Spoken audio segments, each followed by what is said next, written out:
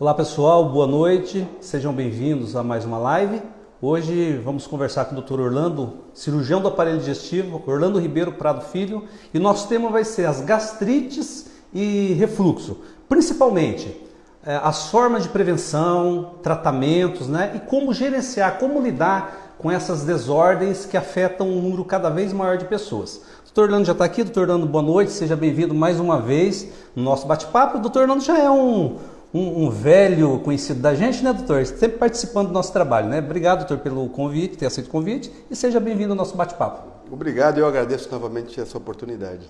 Tá bom. Doutor, de uma forma popular, né, no dia a dia, as pessoas acabam generalizando, né, o conjunto de sintomas que caracterizam, né, tanto o refluxo como a gastrite. Bom, de uma forma geral, a gente ouve muito ardência no estômago, queimação, dor no peito, aquela sensação também que parece que queima na garganta, é o termo que as pessoas utilizam, né? É como se o alimento voltasse também, aquela sensação. O que existe, doutor, nesses sintomas que pertencem ao refluxo e que pertencem à gastrite? Inicialmente é a localização anatômica. A doença do refluxo esofágico basicamente vai comprometer esta parte aqui, o esôfago e as partes superiores da parte digestiva superior. A gastrite, mais o andar superior do abdômen, essa parte aqui. O órgão-alvo do refluxo é o esôfago. Então tem-se que o ácido volta para o esôfago, causa esofagite e com isso causa toda aquela sintomatologia que o paciente chega no consultório referindo. Aquela sensação de queimação aqui na torácica, a dificuldade da digestão, de descida do alimento. Alguns passam pelo otorrinolaringologista antes, dizendo que tem crise de tosse. Então, é uma doença que compromete o esôfago e a parte superior do aparelho digestivo aqui, inicial do aparelho digestivo. Tá? Já levando a uma inflamação no esôfago. Isso daí com o efeito do ácido, do refluxo ácido para o esôfago. Alguns pacientes que têm uma sintomatologia mais intensa podem referir também quando se agacha, vômito, porque daí volta ao alimento. Volta ao alimento. Mas aí é uma situação bem grave, mais avançada, mais grave, em que às vezes o paciente até tem tosse, até tem problemas respiratórios decorrentes do refluxo e até problemas asma, crise de asma, broncoaspiração decorrente do refluxo. A gastrite, genericamente, é uma inflamação no estômago, que pode ser uma gastrite endoscópica. Então o endoscopista vê que está vermelho o estômago, ele consegue subjetivamente falar leve, moderada, grave. Mas o que mais importante, quando faz endoscopia, tirar um fragmento, mandar para o laboratório, para ver o tipo de gastrite e se tem algum componente associado. Em relação à prevenção, olha, então separar os dois. A esofagite realmente... Doutor, dá licença, deixa eu voltar um pouquinho. Sim. Como o assunto é muito amplo, eu queria voltar um pouquinho. Sim. Tá? Bom, pelo que eu entendi, a gastrite então é uma inflamação na mucosa do estômago, é isso? Sim. Na parte de baixo. E o refluxo daí atinge o esôfago, na parte de cima, e aí justifica essa queixa de queimar a garganta. Na verdade não é a garganta, é o esôfago, né? O esôfago pode chegar até a garganta. Pode chegar até a garganta, né? Tá, agora, o que efetivamente acontece no esôfago? Para a pessoa sentir, para a pessoa ter toda essa manifestação de queixa, de queimar aí, o que acontece com o esôfago? Basicamente, nós temos uns mecanismos que evitam o refluxo. Tá, então todos nós temos esse mecanismo. Aceita-se que 3 a 5% das 24 horas a gente vai ter um chamado refluxo fisiológico. Um pouco volta. Tá, então, ok. Esses pacientes que têm doença do refluxo vai ter algum problema anatômico. Ou uma válvula que fica entre o esôfago e o estômago que não funciona adequadamente, ou a chamada hérnia de hiato, em que o estômago sobe e vai um pouco em direção ao tórax, ou problemas motores do esôfago, problemas de esvaziamento do estômago. Então, é meio variada, as causas são muito variadas, tá? Mas aí por isso que precisa sempre investigação para saber qual que é a causa, o que está levando. E geralmente o tratamento visa corrigir o problema que está levando ao refluxo. Geralmente é clínico. Entendi. Então, quer dizer, o refluxo ele pode ter uma causa anatômica, ou seja, um problema na válvula ali que teoricamente seguraria o ácido, né? E esse problema pode ser causado também por hábitos. Ah, sim. Os hábitos geralmente exacerbam, pioram os sintomas. Piora o sintoma. Então, a pessoa já tem uma predisposição. Então, por exemplo, vai ter uma alimentação muito volumosa à noite. Tá? Então, mistura um churrasco com muita cerveja e vai deitar logo em seguida. Não dá tempo de esvaziar o estômago. Então, só tem duas maneiras do alimento. Ou vai para frente ou volta. Se ele deitar logo após uma alimentação muito intensa, aí pode ter o refluxo. Então, uma das coisas que você orienta para o paciente que tem refluxo. Então, eu sempre falo para o paciente, não tem cura. Quem tem refluxo é uma doença que não tem cura, tem controle. Você vai controlar com hábitos e medicações. Os hábitos são evitar comer em grande quantidade, principalmente à noite, evitar comer e deitar, 2 horas entre a última alimentação e deitar. Tá? Se mesmo acontecer de ter a sintomatologia de queimação, colocar um travesseiro elevado aqui no dorso para levar para melhorar esse esvaziamento. Tá? E aí observar aquilo que causa o refluxo. Por exemplo, refrigerante, bebida alcoólica, café. Então, ele vai ter que retirar transitoriamente ou definitivamente algum tipo de alimento ou bebida que esteja desencadeando o sintoma. Entendi. Então quer dizer que o refluxo está ligado ao tipo de alimento e à quantidade. Ou seja, alimentos ácidos, alimentos condimentados, gaseificados. Volume de alimentação. Né? E o volume também. Quando a gente fala de volume, doutor, necessariamente é só o alimento ou um líquido também? Água, por exemplo. Uma pessoa que toma água em grande quantidade e vai deitar. Isso pode provocar o refluxo? Veja, se o paciente tiver já uma dificuldade de esvaziamento do estômago, sim, é possível sim, porque daí é um grande volume de líquido num pequeno momento. Aí você junta com o ácido do estômago, que é produzido nas 24 horas do dia o ácido, algumas horas do dia mais, outras horas menos, mas sempre tem ácido dentro do estômago, pode ter sim o refluxo. Aí a ingestão de grande volume de bebida também, mesmo água, para quem tem predisposição, isso tem um refluxo, por exemplo, esvaziamento gástrico lentificado, sim, pode acontecer. Uhum. Agora, além da questão propriamente dos sintomas do refluxo, o que esse problema pode causar a médio e a longo prazo no paciente? Inicialmente é o desconforto, né? O paciente ele vai deitar e tem uma queixa muito grande, desconforto.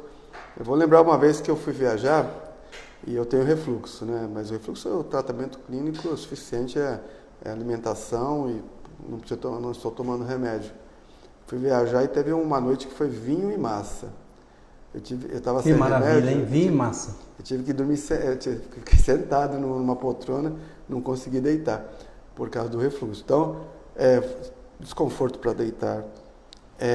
A longo prazo, quando tem muita intensidade, pode causar problema respiratório, tosse crônica, crise de asma. Deitado pode causar broncoaspiração. Tá? Tem 3% de chance, tem uma doença que o ácido causa no esôfago, que é a alteração do revestimento interno, e que 3% desses pacientes podem evoluir para um câncer, chamado esôfago de Barrett. 3% desses pacientes podem evoluir para um câncer de esôfago. Então, você tem várias consequências possíveis. E vai precisar de tratamento sempre. Agora, volto a falar, geralmente o tratamento é clínico. Menos frequentemente se indica operação. Tá, quando você fala que tratamento clínico, vamos tentar especificar exatamente o que. Você já citou aí a questão dos hábitos alimentares, né? Mas vamos tentar elencar alguns pontos principais, doutor. Tratamento clínico. Então, basicamente, o que um paciente que está aí nos assistindo e sofre de refluxo, ele deve fazer para amenizar esse problema, já que você falou que não existe cura efetiva, existe controle. Então, o que ele poderia seguir? Aí quais seriam os protocolos para...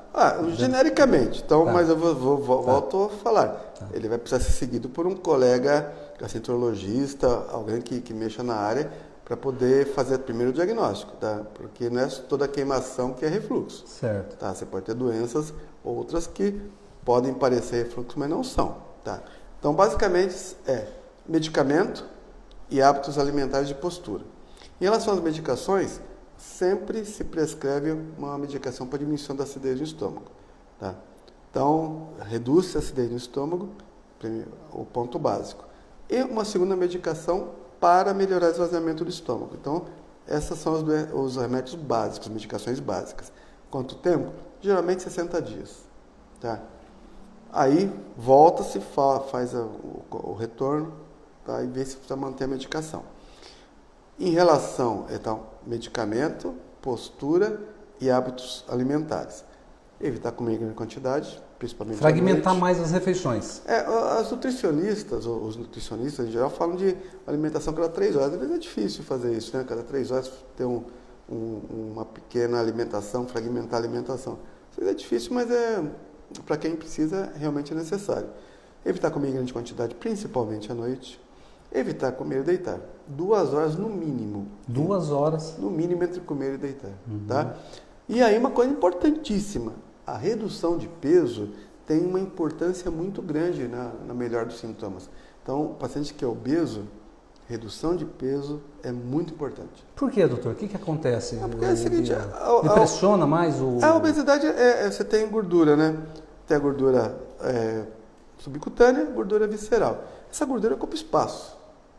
Esse espaço que ocupa pode fazer com que haja diminuição da capacidade do estômago e até dificuldade dos mecanismos de antirrefluxo. Por exemplo, infiltração de gordura aqui ao redor do esôfago, aqui no abdômen, fazendo com que haja uma facilidade maior do refluxo. Então, controlando a obesidade, também se controla bastante o refluxo. Tá? Doutor, são 2 temas que nós estamos abordando, refluxo e gastrite. Uma desordem necessariamente está ligada à outra, ou seja, a gastrite pode desencadear o refluxo e vice-versa? O refluxo pode desencadear a gastrite? São doenças independentes. As causas podem ser até as mesmas, mas são doenças independentes. Por exemplo, um paciente que usa anti-inflamatório, por exemplo, pode ter uma gastrite, pode ter uma esofagite dependendo do anti-inflamatório. Tá? Então, mas são doenças independentes, com tratamentos independentes. Enquanto você tem na esofagite uma indicação pequena, mas tem de tratamento cirúrgico, na gastrite geralmente quase esmagadora maioria é tratamento clínico. Tá? E aí sobre a gastrite é importante falar. A gastrite você é endoscópica e sempre tem que colher material, o endoscopista colher material para mandar para exame. E aí em relação à gastrite tem uma coisa muito importante, presença de bactéria, Helicobacter pylori. Tratamento para Helicobacter pylori hoje em dia tem protocolos muito bons sobre isso daí para tratamento com antibiótico, né? Da Helicobacter pylori dentro do estômago. Aí está falando do estômago.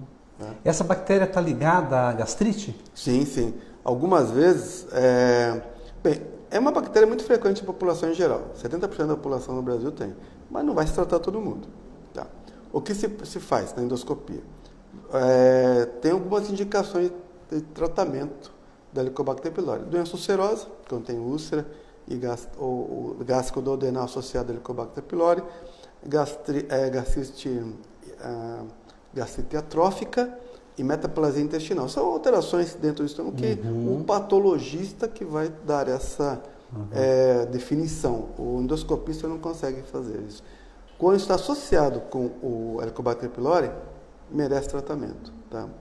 Quando estava vendo um protocolo recentemente, que pacientes que vão utilizar anti-inflamatório de longa duração, por exemplo, dor ortopédica que vai ter que usar anti-inflamatório, indica-se fazer uma endoscopia prévia ou para ver se tem Helicobacter pylori. Se tiver, melhor tratar por causa do anti-inflamatório agindo na mucosa do estômago negativamente, né?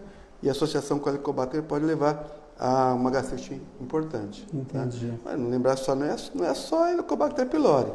Anti-inflamatório, não hormonal, os anti-inflamatórios hormonais, álcool, tabaco, alimentos, uma alimentação copiosa, sabe, em grande quantidade, podem piorar. Pode ser gastrite aguda, né? Você tem gastrite crônica e aguda, né? Tá? Doutor, é claro, os medicamentos precisam ser prescritos pelo médico, evidentemente, né? Vocês são totalmente contra o uso indiscriminado de todo tipo de medicamento, é óbvio, né?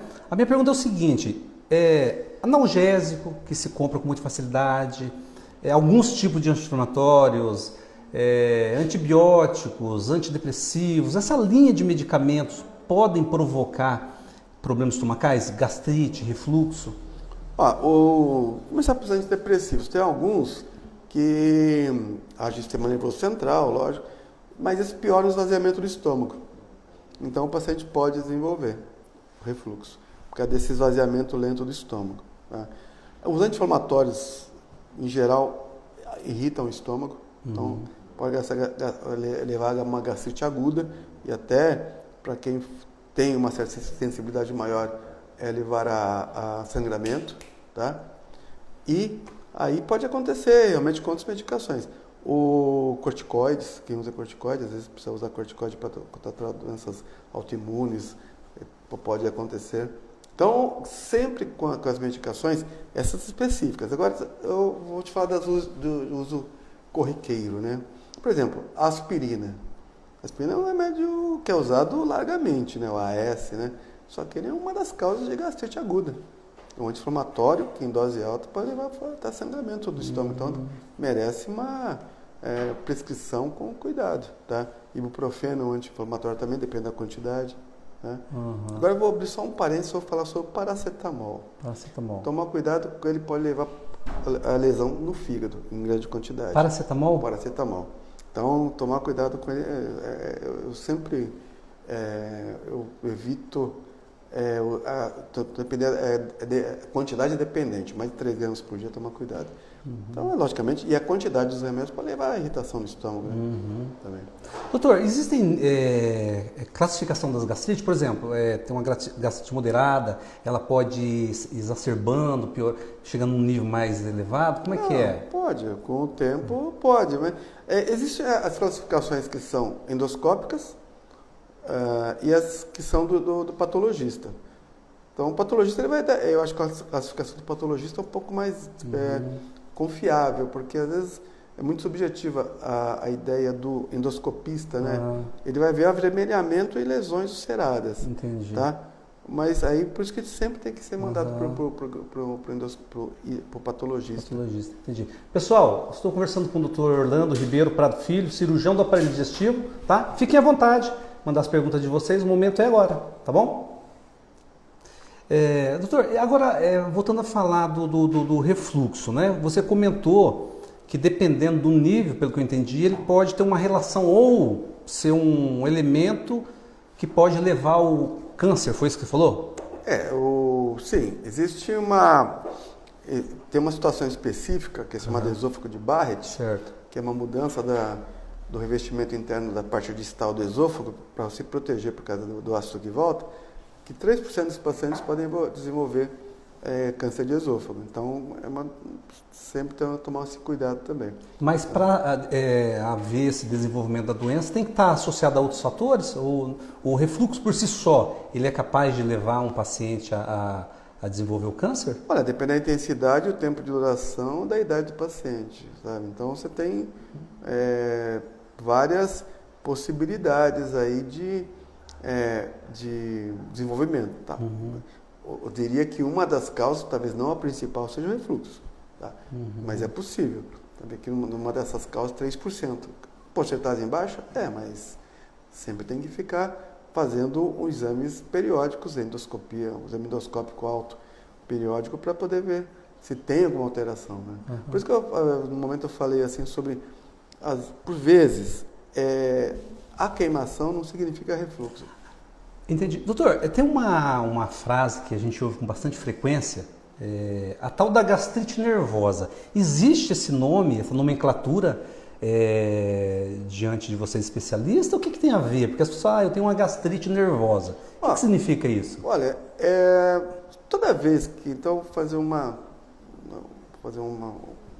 iniciar um pensamento assim, toda vez que nós temos um estresse, uma ansiedade, aumenta o nível de adrenalina na corrente sanguínea.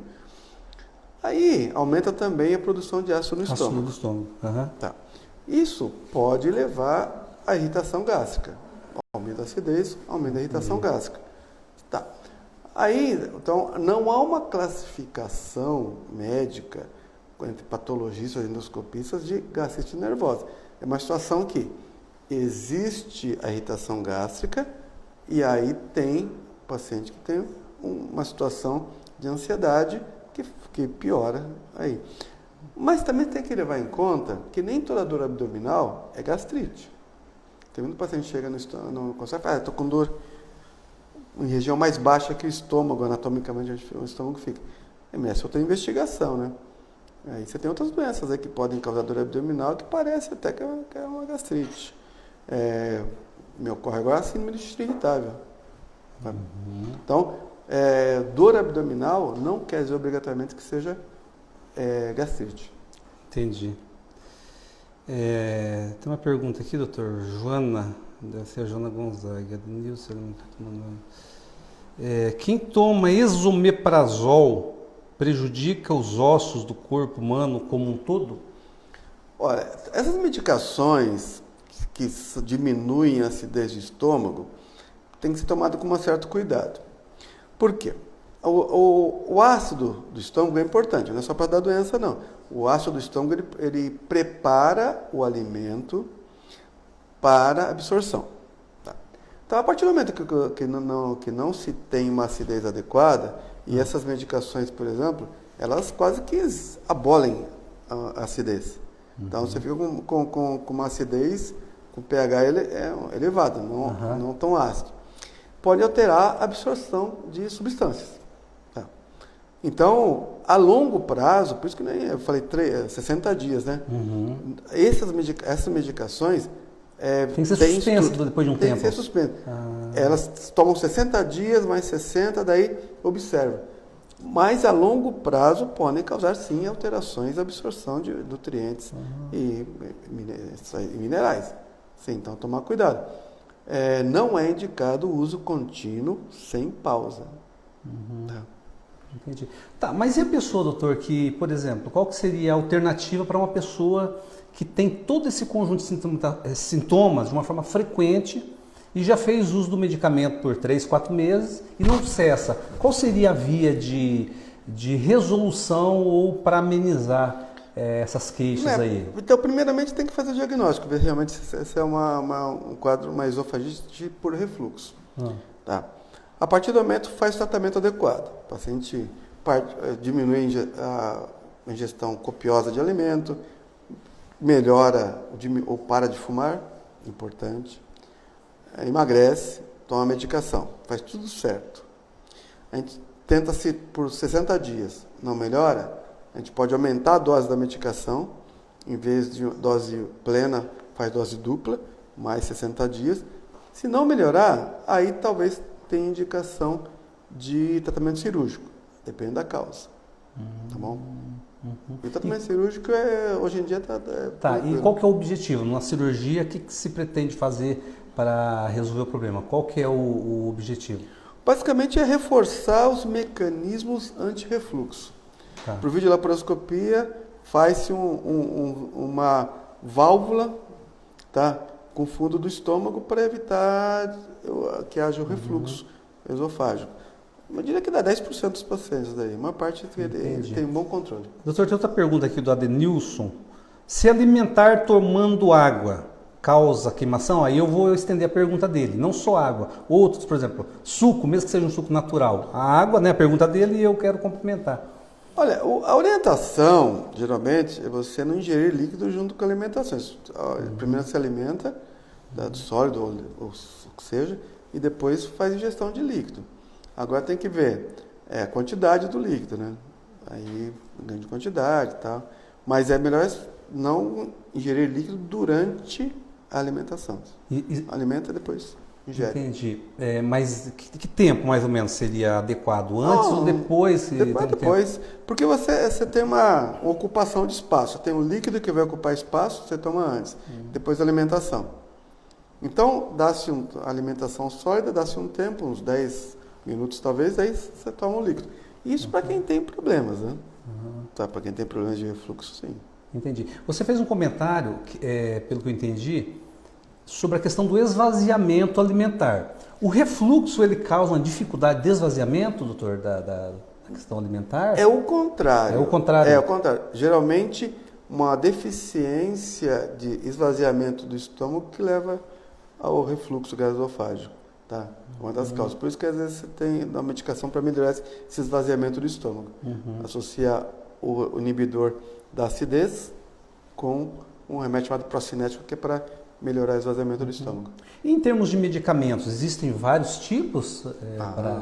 O arsenal hoje em dia de medicações é muito amplo. E eles são eficientes, eficazes? Geralmente são. São bem...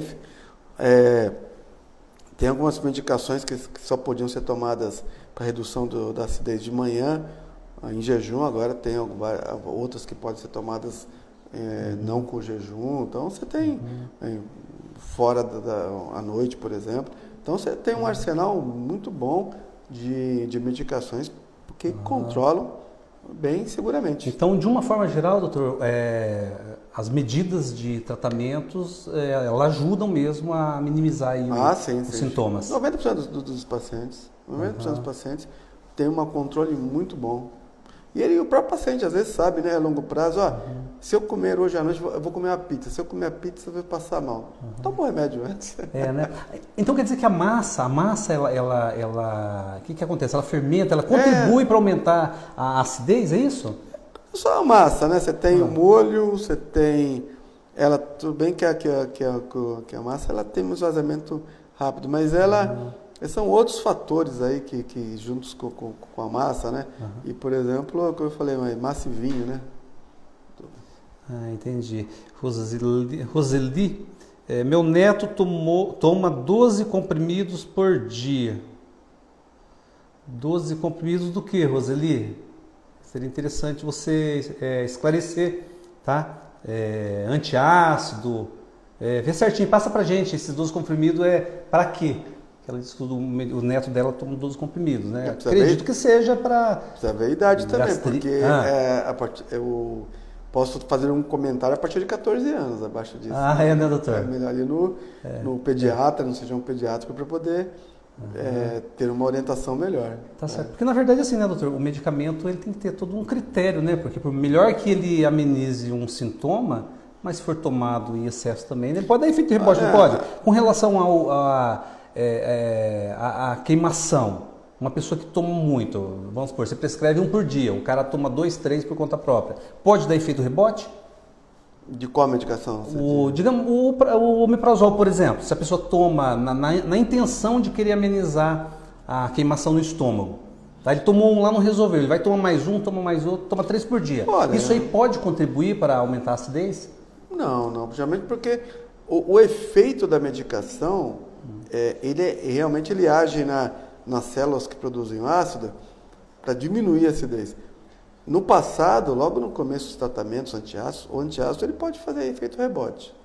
O antiácido? Tá? O antiácido, hidróxido de alumínio, hidróxido de magnésio, que no passado era utilizado com muita frequência, esses podem fazer rebote.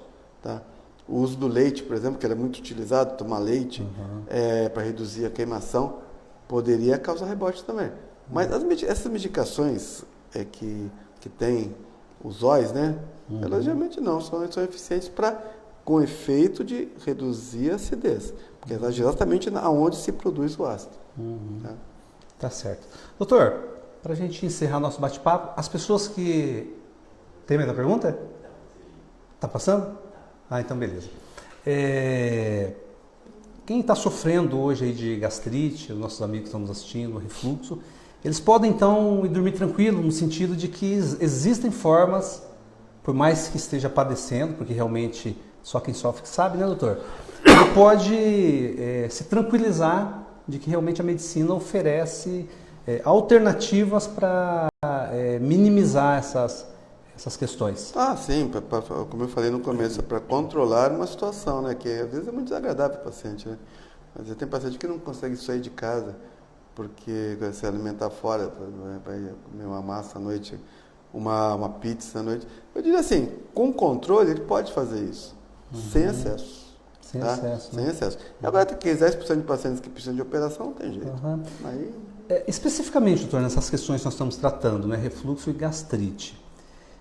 No teu dia a dia, você consegue observar entre homens e mulheres qual que é a prevalência do sexo aí que te procura? Olha, na literatura basicamente é equilibrado, mas no consultório vai mais mulheres, porque isso é um hábito, né? Porque mulher se Mulher se cuida mais? se Não, cuida não mais. necessariamente porque ela é mais acometida pelo problema. Não, porque ela se cuida mais, né? Porque ela tem um hábito, até a ida no ginecologista é um hábito que ela entendi. tem anualmente, coisa que o homem não tem tanto hábito assim, né? Certo. Seria bom que tivesse, né? Com certeza. Ele é autista mais, ele só tem 7 anos. Já falou tem 7 anos, doutor, então acho que não é Não, caso, né? eu não vou fazer comentário sobre isso daí, não. O Roseli, segundo o doutor Orlando, é interessante você procurar um pediatra, né? Doutor Orlando, ele não trata de crianças, tá? Tem uma pergunta aqui, doutor Terezinha.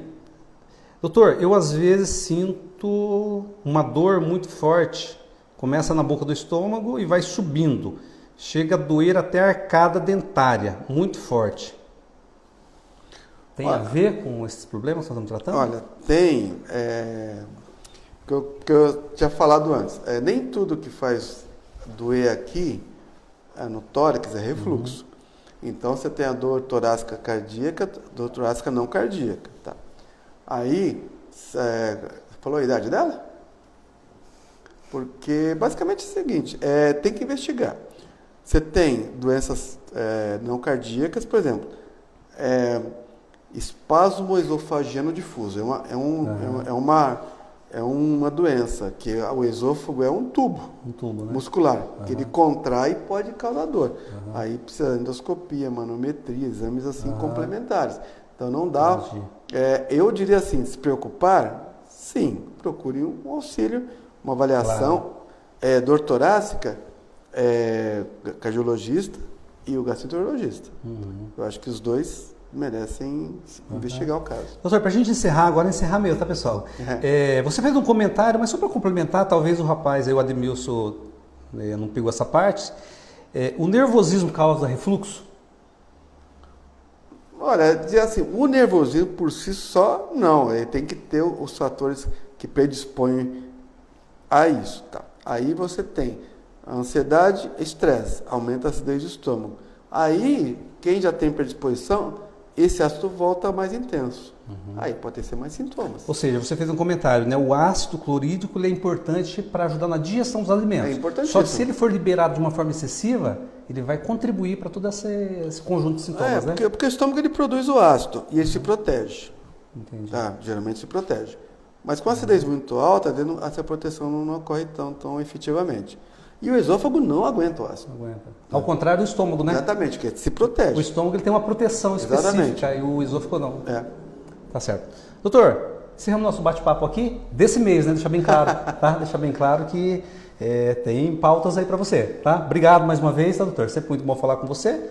E com certeza os nossos seguidores estão aí felizes nas orientações que você, diga-se de passagem, passa de uma forma bastante esclarecedora e simples, que esse é o nosso objetivo, tá bom? Obrigado, boa noite e até a próxima. Agradeço também, boa noite a todos. Valeu. Isso aí, pessoal. Espero que tenham gostado do nosso bate-papo, tá? Nos encontramos na quarta, às 20 horas aqui, tá? Espero não ter que desconvidar vocês. Tá bom, pessoal? Um abraço, até mais.